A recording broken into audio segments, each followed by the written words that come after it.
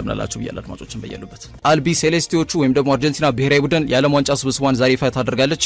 ኮዲው ሾልኮ እየወጡ የሚገኙ መረጃዎች ደግሞ እንደሚያመላክቱት ከሆነ እንደነ ፍራንኮ ማስታንቷን አይነት ተጫዋቾች ከስብስቡ ጥሪ አይቀርብላቸውም ተብሏል። ሊዮኔል ስካሎኒ እንግዲህ እስካሁን ድረስ የቆዩበት ምክንያት አንዳንድ ጉዳት ላይ የነበሩ ተጫዋቾችንም የጉዳት ሁኔታቸው ምን ያክል ለዓለም ዋንጫ ጨዋታቸዋል የሚለውን ነገር በመጠየቅ የቆዩበት አጋጣሚ እንደተፈጠረ መናገር እንችላለን። ጁን 1 ዴድላይን ዴይ ነው። የትኛውም ብሔራዊ ቡድን እስከ ጁን 1 ድረስ ማሳወቅ አለባቸው። ስለዚህ ከ48 ሰዓት ባነሰ ጊዜ ውስጥ ያላሳወቁ ብሔራዊ ቡድኖችም ያሳውቃሉና አርጀንቲና ያው 2022 ላይ ኳታር ዓለም ዋንጫን ከፍ አድርጋ እንዳሳካች ይታወቃል። በኳታር በተከናወነው የዓለም ዋንጫ ውድድር ምዕራፍ ማለት ነው ግዙፉ ሉሳይል ስቴዲየም ላይ ለ120 ደቂቃ ድረስ ከፈረንሳይ ብሔራዊ ቡድን ጋር የነበራቸው ትንቅንቅ የእግር ኳስ ቤተሰቡ እንደ ትላንት የሚያስታውሰው ነው። ከአራት ዓመታት በኋላም ይህንን ክብሯን ለማስጠበቅ ስካሎኒ ከሰዓታት በኋላ እንግዲህ ስብስቧን ያሳውቃል ተብሎ ይገመታል። በዛ ሂደት ግን እንደነ ፍራንኮ ማስታንቷን አይነት ተስፈኛ ወጣት ተጫዋቾች የ18 ዓመት ወጣት ተጫዋች ነው ማስታንቷ ነው። ከአርጀንቲና ከሪቨር ፕሌት ወደ ሪያል ማድሪድ ካቀና በኋላ በተጠበቀበት ደረጃ መገኘት ያልቻለ ተጫዋች ነው። ፉክክር አለ። ከዛ በተጨማሪ አቋም መዋዠቅና የአሰልጣኞች መቀየር እንደ ምክንያት ሊጠቀሱ ይችላሉ። ተጫዋቹ በ18 ጨዋታዎች በአጠቃላይ በዚህ ውድድር ዘመን ባደረጋቸው ማለት ነው አንድ ጎል ብቻ ነው ማስቆጠር የቻለው። ከነዛ መካከል 8ቱ ነው በቋሚነትን መጀመር የቻለውና ከማስታንቷኖ ጋር በተያያዘ ላይጠራ የሚችልበት እድል ከፍተኛ እንደሆነ ሲጠቆም ቆይቷል። ይሄ ደግሞ ይፋ ሆኗል። እንግዲህ በሾለኩ መረጃዎች መሰረት ሌሎች ማን ጥሪ ይቀርብላቸዋል፣ ማን ጥሪ አይቀርብለትም የሚለው ዝርዝር ነጥብ ደግሞ ከጥቂት ሰዓታት በኋላ የአርጀንቲና ብሔራዊ ቡድን አልቢ ሴሌስቲዎቹ ይፋ በሚያደርጉት መረጃ የሚታወቅ ይሆናል ማለት ነው። ከዛ ውጪ የባላንዶር የሽልማት ስነ ስርዓት የሚከናወንበት ቦታ ለመጀመሪያ ጊዜ እንደሚቀየርም ተገልጿል። ይህም በትላንትናው ዕለት ይፋ ከሆኑ መረጃዎች መካከል ተጠቃሽ ነው። የዓለም አቀፉ እግር ኳስ አወዳዳሪው አካል በተለይ ፊፋና ፍራንስ ፉትቦል አንድ ላይ ነበር የሚያዘጋጁት። ግን ከ2018 አንስቶ ፍራንስ ፉትቦል በብቸኝነት ይህንን የባላንዶር ፕሪስቲጂየስ አዋርድ ነው አንድ እግር ኳስ ተጫዋች በእግር ኳስ ዘመኑ ማሳካት የሚፈልገው ትልቁ የግል ክብር እንደሆነ ይታወቃል። ያንን የውድድር ምዕራፍ ወይም ደግሞ የሽልማት ምዕራፍ በአጠቃላይ በየዓመቱ እያከናወነ የሚገኘው ፍራንስ ፉትቦል ዘንድሮ እንግዲህ ለ7ኛ ጊዜ የሚከናወነውን ይህንን የባላንዶር የሽልማት ስነ ስርዓት በለንደን ከተማ እንደሚያከናውን አረጋግጧል። ይህም ሲሆን በታሪክ ለመጀመሪያ ጊዜ ነው። በታዋቂው የክብር ሽልማት ታሪክ ውስጥ የሽልማት ስነ ስርዓት በእንግሊዝ አፈር ላይ ሲዘጋጅ ለመጀመሪያ ጊዜ አድርጓል። ዋና ከተማዋ ለንደን ደግሞ ይህን ታሪካዊ ምሽት ታስተናግዳለች። በዚህ ዓመት ሃሪኬንና ላሚን ያማል የአምናውን አሸናፊ ኦስማን ዴምቤሌን እንግዲህ ከክብር ዙፋኑ ለመውረድ ይፎካከሩታል ተብሎ ይጠበቃል። ግን የአውሮፓ ቻምፒየንስ ሊግ እንግዲህ የፊታችን ቅዳሜ በጣም ተጠባቂ የውድድር ምዕራፍ ነው። በአርሰናልና በፓሪስ ሰን ዠርሜን መካከል ይከናወናል። የወቅቱ የፈረንሳይ ሊግ የዓመቱ ምርጥ ተጫዋች ተብሎ የተሸለመው ኦስማን ዴምቤሌ ቻምፒየንስ ሊግን ካሳኩ ባላንዶርን ኦልሞስት አንድ ጁን እዚህ ዋንጫ ላይ በድጋሚ ለተከታታይ 2 ዓመት ሊያሳካ የሚችልበት እድል ከፍተኛ ስለመሆኑ ከወዲሁ እየጠቀሱ የሚገኙ የመረጃ ምንጮች በርካታ ናቸው። እንግዲህ 7ኛው የባላንዶር ሽልማት ስነ ስርዓት ጥቅምት 16 ቀጣይ ዓመት ይከናወናል። ይህ ውሳኔ በአጠቃላይ ሽልማቱ በፓሪስ የነበረው ቲያትር ዴ ቻትሌ ግዙፉ አዳራሽ ነበር የሚከናወነው። ከዛ መነሻ ወጥቶ እንግዲህ አዘጋጆቹ ሽልማቱ ዓለም አቀፍ ተደራሽነትን ለመስጠት ያቀዱበትን እቅዳቸውን መሰረት ያደረገ ስለመሆኑም እየተገለጸ ይገኛል። የ2026 ባላንዶር ፉክክር ጋር በተያያዘ ቀደም ብዬ እንዳነሳሁት ሃሪኬንና ላሚን ያማል ብቻም አይደለም የዓለም ዋንጫም የራሱ ሚና ይጫወታል። የዓለም ዋንጫን የሚያሳካው ሀገር ላይ አንድ ተጫዋች የሚኖረው ሚና እንዲሁም በአውሮፓ ቻምፒየንስ ሊግ ፋይናል ላይ ያሉ ወደ 22 የሚጠጉ ቋሚ ተሰላፊ ተጫዋቾች ከሀገራቸው ጋር እንግዲህ የዓለም ዋንጫን ማሳካት የሚችሉ ከሆነ ለባላንዶር ትልቅ ግምት ይኖራቸዋል። ሃሪኬን ግን በ51 ጨዋታ 61 ጎል ያስቆጠረና 7 ኳስ አመቻችቶ ያቀበለ ተጫዋች ነው። በቡንደስሊጋው በዴኤፍቢ ፖካል ዋንጫዎችን እንዲሁም የአውሮፓ ወርቃማ ዋንጫ ወርቃማ ጫማ ወይም በርካታ ጎሎችን ላስቆጠረ ተጫዋች የሚሰጠው የሽልማት ዘርፍን ኦሬዲ ያሳክቶታል። ስለዚህ ምናልባት ከሀገሩ እንግሊዝ ጋር ሶስቷን አበስት ከ1966 በኋላ ምናልባት በድጋሚ የዓለም ዋንጫን ማሳካት የሚችሉበት እድል ከተፈጠረ ሃሪኬን ለባላንዶር ግምት ሊሰጠው የሚችለው ተጫዋች ይሆናል ተብሎ ይገመታል ማለት ነው።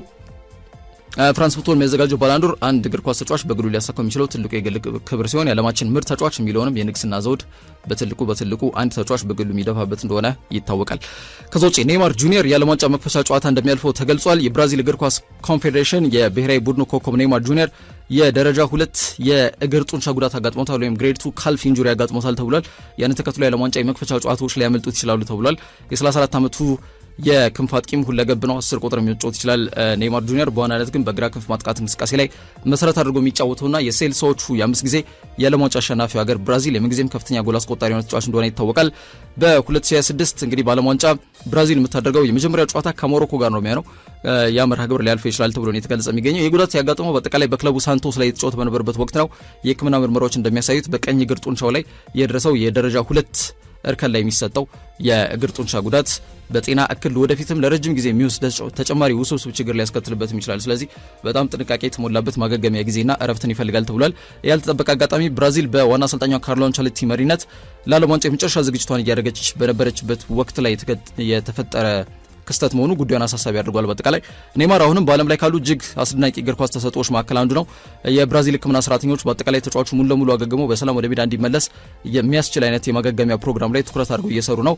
ቢዝነስ አፕ በአጠቃላይ የዝርዝር ዘገቦችን ቢዝነስ አፕ ተርን ይዞት ወጥቷል። የኔይማርንም የዝርዝር የብራዚል ብሔራዊ ቡድን ሁኔታዎችን ማለት ነውና ከሁለት ወይም ደግሞ 3 ሳምንታት ገደማ ተቀምጦለታል። በእነዚህ ማገገሚያ ጊዜ ውስጥ ተጫዋቹ ወደ ሜዳ ይመለሳል ተብሎ ነው የሚገመተው። ቀደም ብዬ እንዳልኩት ግን ብራዚል የተመደበችበት ምድብ ላይ ምድብ 1 ከሞሮኮ ጋር የምታደርገውን የመጀመሪያ ጨዋታ እንደሚያልፈው እየተገለጸ ይገኛል ማለት ነው።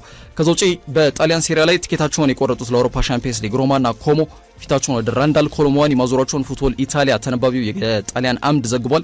ትላንትና ማምሻውን ማለት ነው። ራንዳል ኮሎሙዋኒ በቶተንሃም ሆትስፐርስ ቤት በነበረውን የውሰት ቆይታ ካጠናቀቀ በኋላ ወደ ፓሪስ ሴን ጀርሜን ሊመለስ ይችላል የሚል ሀሳብ ቢሰነዘረም በፈረንሳይ ዋና ከተማ ወይም በናት ክለቡ ፓሪስ ሴን ጀርሜን ቤት ግን ያን ያክል ተፈላጊ የሚባል ተጫዋች አይደለም።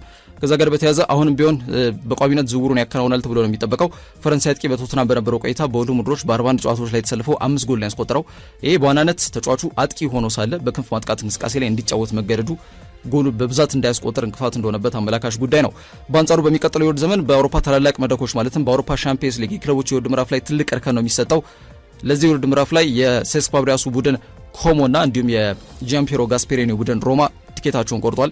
ከዛ ጋር በተያያዘ ይህንን ተጫዋች ለማስፈረም ከፍ ባለ መንገድ ጥረት እያደረጉ ይገኛሉ።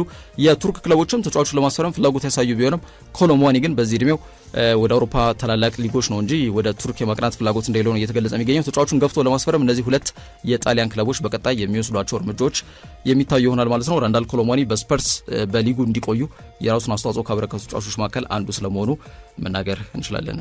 54ኛው ማስተር ካርድ ኒውዮርክ ሚኒ 10 ኪሎ ሜትር የፊታችን ቅዳሜ ይከናወናል። በዚህ ውድድር ምዕራፍ ላይ ኢትዮጵያ አትሌት ጽጌ ገብረ ሰላማ ትጠብቃለች፣ ግን ጠንከር ያለ ፍክክር ይኖርባታል ከኬንያን አትሌቶች ጋር ማለት ነው። ይህ የውድድር ምዕራፍ በአጠቃላይ በተለይ ኬንያንም ሆነ ኢትዮጵያን አትሌቶች ባለፉት ዓመታት ላይ በአጠቃላይ በአትሌቲክስ የውድድር ምዕራፍ ላይ ያላቸውን ትንቅንቅ የሚያስቀጥሉበትም ይሆናል ተብሎ ይገመታል። ውመንስ ኦንሊ ወይም ደግሞ በሴቶች ብቻ የጎዳና ላይ ሪከርድ ባለቤቶች የሚሳተፉበት የዓመቱ ምርጥ ውድድር ይሆናል ተብሎ ነው የሚጠበቀው። 54ኛው ማስተር ካርድ ኒውዮርክ ሚኒ 10 ኪሎ ሜትር ውድድር ምዕራፍ ማለት ነው። የወቅቱ ሻምፒዮና እንዲሁም ደግሞ የኒውዮርክ 10 ኪሎ ሜትር ጎዳና ላይ ሩጫ እንዲሁም የ3 ጊዜ አሸናፊዋ ኬንያዊቷ አትሌት ሄለን ኦቢሪ በሴቶች ብቻ ወይም ደግሞ ውመንስ ኦንሊ 10 ኪሎ ሜትር የዓለም ሪከርድ ባለቤቷ በተለይ ንጌቺችን ጨምሮ ማለት ነው ኬንያዊቷ ሸሩሎ ኬዲ፣ ቪኤላ ቼፑቶ እነዚህ አትሌቶች ይሳተፉበታል በነገራችን ላይና ከኢትዮጵያ ጽጌ ገብረ ሰላማ ጋር የሚያደርጉት ትንቅንቅ ከወዲሁ ተጠባቂ ነው። ጠንከር ያለ ፍክክር የሚኖርበታል ተብሎም ይገመታል ማለት ነው። ከዛ ውጭ የኢትዮጵያ እግር ኳስ ፌዴሬሽን እንግዲህ ቅጣት ውሳኔውን ይፋ አድርጓል። ከኢትዮጵያ ዋንጫ የውድድር ምዕራፍ ጋር በተያያዘ ኢትዮጵያ ዋንጫ በኢትዮጵያ እግር ኳስ ፌዴሬሽን ስር የሚከናወን የውድድር ምዕራፍ ነው። የተለያዩ የዲስፕሊን ውሳኔዎችን አስተላልፏል። እንደሚታወቀው በፍጻሜ ተፋላሚዎቹ የወቅቱ የኢትዮጵያ ፕሪሚየር ሊግ ሻምፒዮን እየመራ የሚገኝ ሲዳማ ቡናን ከአምና ሻምፒዮኖቹ ኢትዮጵያ መድን በግማሽ ፍጻሜ ከወደቁ በኋላ ከወልዋሎ ዓዲግራት ዩኒቨርሲቲ ጋር እንደሚገናኙ ይታወቃል። እንደሚታወቀው ሲዳማ ቡናም አምናም የዋንጫ ተሸላሚ ነበር። ሜዳ ላይ ግን ተገቢ ያልሆኑ ተጫዋቾችን በማሳተፉ ምክንያት ዋንጫው እንደተነጠቀ ይታወቃል። እስከ ኮርት ኦፍ አርቢትሬሽን ስፖርት እስከ ስፖርት ገላጋይ ፍርድ ቤት የሄደ ጉዳይ ነበር። የኢትዮጵያ እግር ኳስ ፌዴሬሽን በሲዳማ መካከል የነበረው ገመድ ጉተታ ማለት ነውና ወላይታ ዲቻ ደግሞ ሀገራችን በኮንፌዴሬሽን ካፕ የመወከል እድሉን አግኝቶ እንደነበር ይታወቃል። አሁን ታዲያ ሲዳማ ቡና ለተከታታይ 2 ዓመት በምንለው ደረጃ ለፍጻሜ የበቁበት አጋጣሚ ተፈጥሯል። በዛ ሂደት ግን የተፈጠሩ አንዳንድ ኢንሲደንቶች አሉ። ግንቦት 18 ከቀኑ 9 ሰዓት ጀምሮ በቢቂላ ስቴዲየም ላይ በሲዳማ ቡናና በኢትዮጵያ መድን መካከል በተደረገ የኢትዮጵያ ዋንጫ ግማሽ ፍጻሜ ጨዋታ ላይ የኢትዮጵያ መድን ተጫዋች በአንድ ጨዋታ ክፍለ ጊዜ ውስጥ 5 ቢጫ ካርድ በማየትና አንድ ምክትል አሰልጣኝ ደግሞ ቢጫ ካርድ በድምሩ 6 ቢጫ ካርድ የሚያሰጡ ጥፋቶች ስለተፈጸሙ የዕለቱ ጨዋታ ነው ውድድር አመራሮች ሪፖርት እና ዜና አቅርቧል። በዚህ መሰረት የኢትዮጵያ እግር ኳስ ፌዴሬሽን የዲሲፕሊን መመሪያ ክፍል 3 ምዕራፍ 3 አንቀጽ 65 በተራ ቁጥር ሀ መሰረት ቡድኑ የ5,000 ብር የገንዘብ ቅጣት እንዲቀጣም ተወስኗል ማለት ነው። የቅጣት ገንዘቡ በተሰጠው ጊዜ ገደብ የማይከፈል ከሆነ 200 ብር በየቀኑ እየጨመረ ቅጣቱ እንዲከፈል የተወሰነበት አጋጣሚ አለ። በተመሳሳይ በዚሁ መርሃ ግብር ላይ በሲዳማና በኢትዮጵያ መድን ጨዋታ ላይ ማለት ነው የኢትዮጵያ ዋንጫ የግማሽ ፍጻሜ ጨዋታ ነው 32ኛው ደቂቃ ላይ በኢትዮጵያ መድን ተጫዋች 3 ቁጥሩ ያሬድ ካሳይ እንግዲህ ተቀይሮ ከሜዳ እንዲወጣ በተደረገበት ሰዓት ላይ ከጨዋታ ሜዳው ከወጣ በኋላ ልብሱን ወይም ማሊያውን ማለት ነው ሲጫወትበት የነበረው ማሊያ አውልቆ በነዴት በብስጭት በተቀላቀለበት ሁኔታ በዋናው አሰልጣኝ ገብረመድህን ኃይሌ አካባቢ ወርውሮ መሬት ላይ በመጣል ሳያነሳ ጭምር ወደ ተጣዋቂ ወንበር የተቀመጠበት አጋጣሚ ተፈጥሯል። ያ መሰረት ባደረገ መንገድ የኢትዮጵያ መድን አመራር ማሊዮን አንስቶለታል። ግን የተጫዋቹ እንደዚህ አይነት ጋጦጥነት የተሞላበት ባህሪ ብንለው ምንም ማጋነን አይደለም፣ ከእግር ኳስ መራቅ ያለበት ስለሆነ ማለት ነው።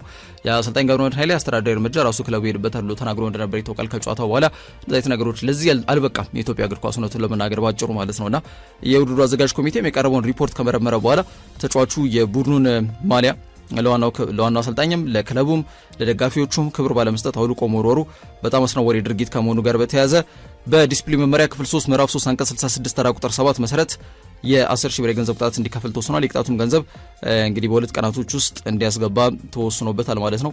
ተመሳሳይ በሆነ መንገድ እንግዲህ በተሰጠው ጊዜ ገደብ ማያስገባ ከሆነ የ200 ብር ቅጣት በየቀኑ የሚወልድለት ይሆናል ማለት ነው። በዛ መንገድ እንግዲህ ቅጣቱ እንዲከፍል የኢትዮጵያ እግር ኳስ ፌዴሬሽን ያደረገው። ግን የገንዘብ ቅጣት እንደዚህ አይነት በጣም የባህሪ ችግር ላለባቸው ተጫዋቾች መፍትሄ አይደለም። የኢትዮጵያ መድን እግር ኳስ ክለብ ተጫዋቾች ላይ የሚወስዱት አስተዳደራዊ እርምጃ ከገንዘብም ባለፈ ጠንከር ያለ መሆን መቻል አለበት። ምክንያቱም ቅጣት ሁሌም ቢሆን አስተማሪ ካልሆነ በስተቀር ፋይዳ የለውም። ሌሎችም ተጫዋቾች በዛ መንገድ ሊቀጥሉበት ይችላሉ። ይሄ በፊትም በኢትዮጵያ እግር ኳስ ላይ የነበረ ነው። በጣም ትልቁ ኢንሲደንት ጌታነህ ከበደ የደደቢት ተጫዋች በነበረበት ሰዓት ላይ ማሊያውን እስከ መቅደድም ደርሶ እንደነበር ይታወቃል። በዛው ነው የተሸኘው። በነገራችን ላይ ከደደቢት የወጣበት መንገድ በዛው እንደነበር ብዙዎች ያስተውስቷል፣ ከኢትዮጵያ እግር ኳስ የውድድር ምዕራፍ ጋር በተያያዘ ማለት ነው። በተመሳሳይ ይህም ተጫዋች ሌላው በግንቦት 18 በተደረገው ጨዋታ ላይ በዛ መንገድ ተቃኝቷልና የ10,000 ብር ገንዘብ እንዲቀጣ ተወስኖበታል ማለት ነው።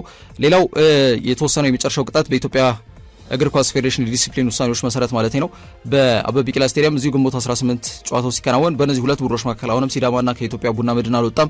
ይህ ቅጣት ጉዳይ ማለት ነው የኢትዮጵያ ዋንጫው ጨዋታ እየተከናወነ ባለበት ወቅት ላይ በተለይ ካታንጋ አካባቢ በሚገኘው የሲዳማ ቡና እግር ኳስ ቡድን አርማ የያዙና መለያ የለበሱ ደጋፊዎች ካታንጋ አካባቢ የነበሩትን ወደ 20 መቀመጫዎች በመሰባበር ከቦታቸው በጣም ይህንን ምንድነው የንብረት ጉዳት እንዲከሰት አድርጓልና የኢትዮጵያ እግር ኳስ ፌዴሬሽን ዲሲፕሊን መመሪያ ክፍል 5 ምዕራፍ 2 አንቀጽ 20 ተራ ቁጥር 14 መሰረት ክለቡ ይህንን ወንበሮች የተሰባበሩትን የንብረት ጉድለቶች እንዲያሟላ ግልጽ በሆነ መንገድ ወስኗል ማለት ነው። የመተካት እንዲሁም ደግሞ መልሶ ለመስራት የሚያስችል ባለ ንብረቱ በሚያቀርበው ግምት መሰረት ወይ ገንዘብ እንዲከፍል ማለት ነው።